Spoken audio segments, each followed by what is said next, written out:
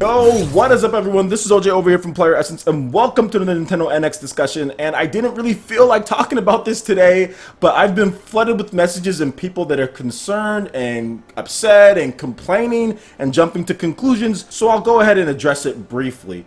Recently, Reggie Fils-Aime said that Nintendo is not necessarily concerned about the specs, it's about the content to them, and everyone took that as Nintendo or Reggie Fils-Aime saying that the Nintendo NX is going to be weak, underpowered, gimmicky system with no third-party support. Seriously, that's what people are saying on the video where this was cut from Bloomberg. So I just have to say this, guys. That is not what Reggie said. That is not what he meant. That is not what the Nintendo NX is going to be.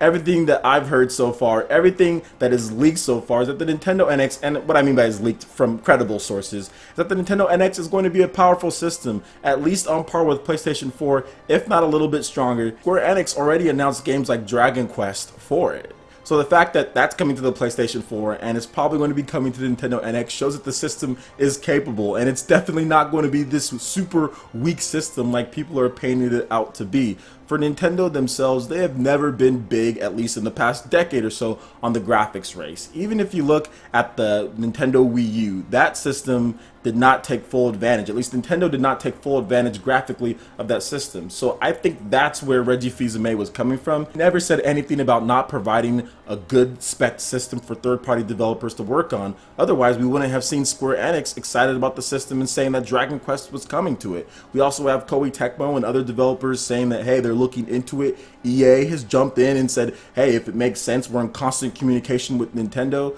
So why would Nintendo be in constant communication with the studio like EA and then develop an underpowered system? EA is definitely not going to want to talk to them if that was the case. So I think people are overreacting 100%. I'm not trying to downplay what he said, not trying to damage control what he said. He said what he said, but I honestly looked at it as, for them, specs are just not a big deal for them. But that doesn't mean the Nintendo NX won't be a good spec system. He never said that the Nintendo NX wasn't going to have good specs. He never said that. He just said he didn't feel like talking about it with Microsoft and Sony as far as their teraflops and all that right at that point. That's how I took it, but of course I knew people would overreact to that. Obviously, we have a lot of people who overreact to anything said. Usually when it comes from Nintendo's mouth, there's gross overreactions. I'd also like to point out that the architecture was also a big problem with the Wii U, and the Nintendo NX is probably not going to have that same issue considering how the Wii U turned out. And if third-party developers aren't happy with what the Nintendo NX is, I'm pretty sure we would have heard about it at this point, at least from anybody who has a dev kit like the big publishers.